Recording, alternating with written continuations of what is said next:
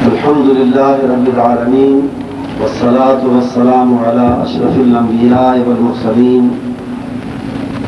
وعلى آله وصحبه أجمعين. أما بعد فأعوذ بالله من الشيطان الرجيم. إنما يعمر مساجد الله من آمن بالله واليوم الآخر وأقام الصلاة وآتى الزكاة ولم يخش إلا الله فعسى أولئك أن يكونوا من المهتدين.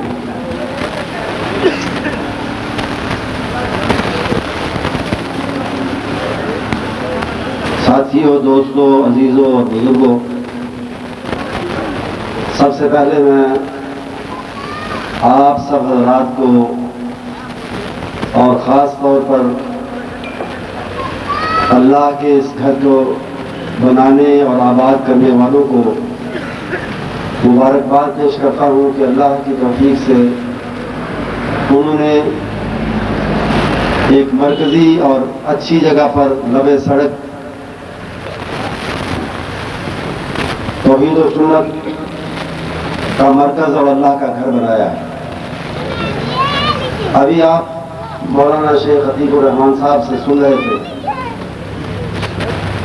اور ہمارے عزیز جو اسپیس سیکرٹری ہیں انہوں نے بھی کہا حدیث کے حوالے سے، نبی اکرم صلی اللہ علیہ وسلم کے فرمان کے حوالے سے کہ مسجد بنانے کی فضیلت، ثواب اور اہمیت کیا ہے.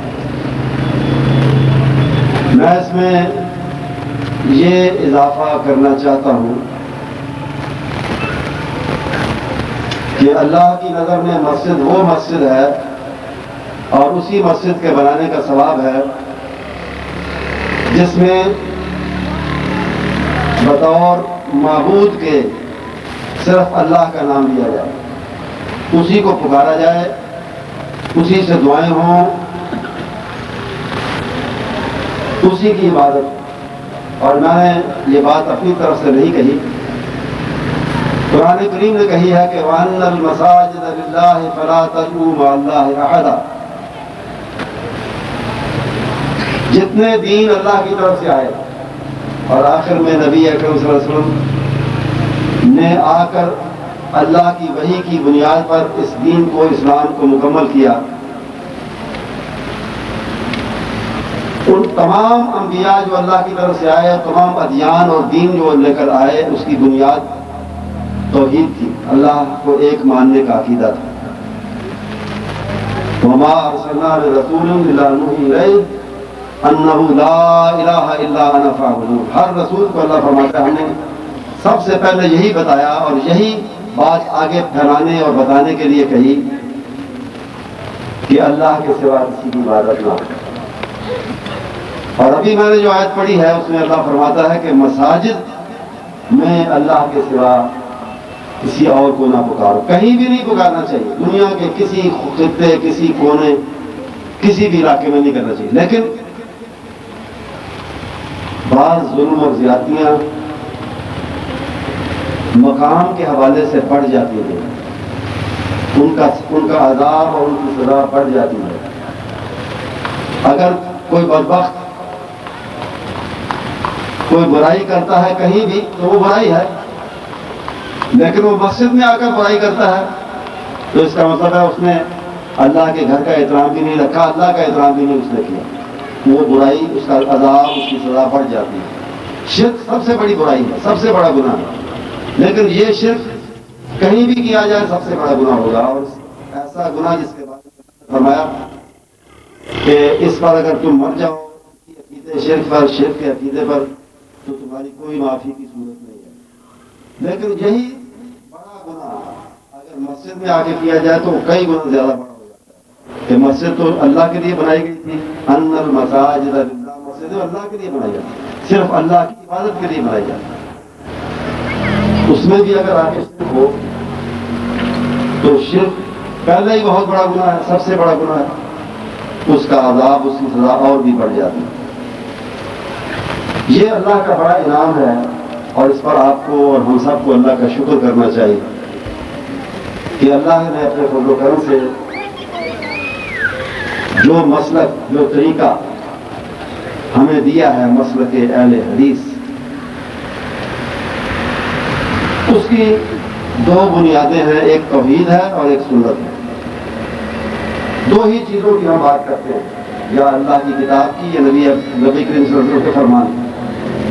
اللہ کی توحید اور نبی اکرم صلی اللہ علیہ وسلم سے محبت اور وابستگی کی وجہ سے، محبت اور وابستگی کی وجہ سے آپ کی سنت سے پیار، اللہ سے، اللہ کی توحید کے بعد آپ کی محبت کی وجہ سے آپ کے طریقوں اور سنت سے پیار، یہی دو چیزیں ہیں حدیث کے پاس، اور انہی کی ہم بات کرتے ہیں۔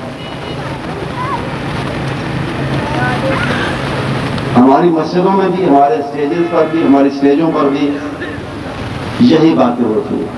تو جو مسجد اہل حدیث ہے اللہ کے فضل سے، اس میں انشاءاللہ ہمیشہ یہ شرط پوری ہوگی جو قرآن نے لگائی ہے مسجدوں پر کہ ان المساجد للہ فلا تدعوا مع اللہ احدا۔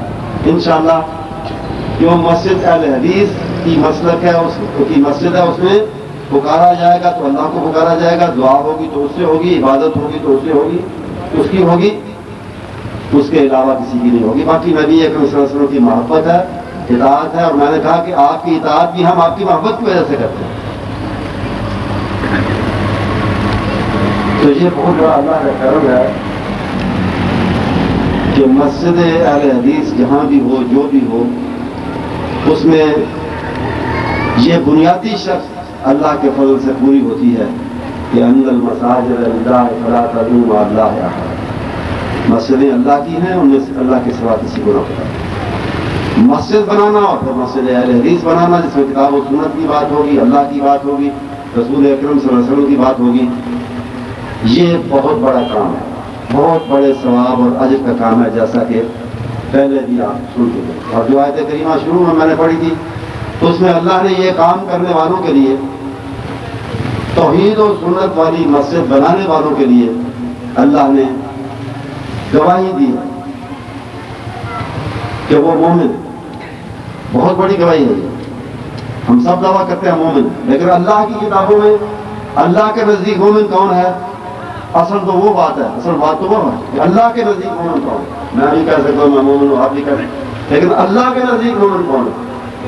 اللہ کہتا ہے انما یعمر مساجد اللہ من آمن باللہ والیوم الآخر۔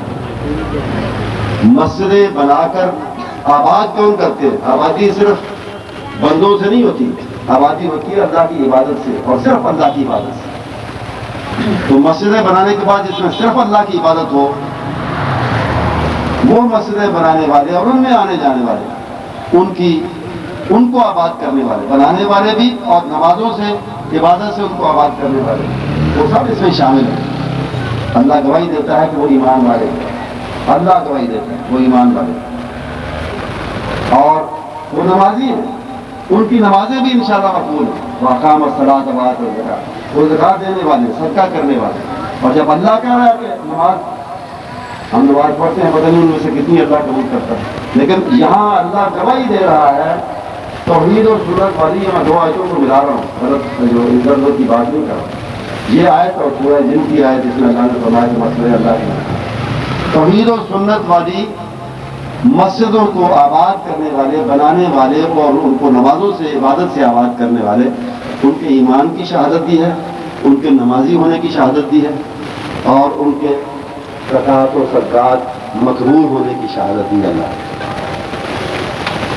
اور چوتھی بات یہ کہی ہے کہ عسیٰ اولئک ان یکونوا من المہتدین، کہ انشاءاللہ اللہ کے فضل سے یہ پورے ہدایت یافتہ بھی ہوں گے اللہ کی کتابوں میں اور اللہ کی نظر میں۔ اور جب ہدایت پر ان کی زندگی گزرے گی تو زندگی کا انجام انشاءاللہ اللہ کی خوشنودی ہے اور جنت ہے۔ تو یہ چار گواہیاں ہیں اس آیت میں، مسجدیں بنانے والے اور ان کو اللہ کی توحید و سنت سے آباد کرنے والوں کو بھی۔ اس لیے میں ایک دفعہ پھر آپ حضرات کو، مسجد بنانے والوں کو اور آپ حضرات کو جنہوں نے انشاءاللہ اس کو آباد کرنا ہے، مبارکباد دیتا ہوں، اور دعا کرتا ہوں کہ یہ ساری گواہیاں جو اللہ نے اس آیت میں دی ہیں وہ آپ پر پوری ہوں اور صادق آئیں۔ اور یہاں ہم ان صاحب کا ذکر بھی کرنا چاہتے ہیں، جناب عاشق حسین صاحب، جنہوں نے سب سے پہلے جگہ وقف کی مسجد بنانے کے لیے۔ انشاءاللہ ہمیں اللہ سے پوری امید ہے کہ انہیں جب تک مسجد آباد رہے گی انشاءاللہ اس میں توحید و سنت کی باتیں ہوتی رہیں گی، صرف اللہ کی عبادت ہوتی رہے گی، ان کو اس کا ثواب اور اجر ملتا رہے گا، ان کو بھی اور جنہوں نے بنانے میں حصہ لیا ان کو بھی۔ تو میں سمجھتا ہوں کہ ہم سب کی طرف سے وہ دعا کے مستحق ہیں، ان کے لیے دعا کرنی چاہیے، اور اسی طرح ان لوگوں کے لیے بھی دعا کرنی چاہیے جنہوں نے اس کی تعمیر میں حصہ لیا۔ شہر سے ہمارے کچھ دوستوں نے، انہوں نے بھی اس میں حصہ ڈالا ہے، یہاں کے لوگوں نے خود ہمت کی ہے۔ تو اللہ سے دعا کریں کہ اللہ تعالیٰ ان کی محنت، قربانی، کاوش اور جو مال انہوں نے صرف کیا اس کو قبول فرمائے، اس کا بہترین بدلہ ان کو دنیا اور آخرت میں عطا فرمائے، اور ان کو مزید اچھے عمل اخلاص کے ساتھ کرنے کی توفیق عطا فرمائے۔ وآخر دعوانا الحمدللہ۔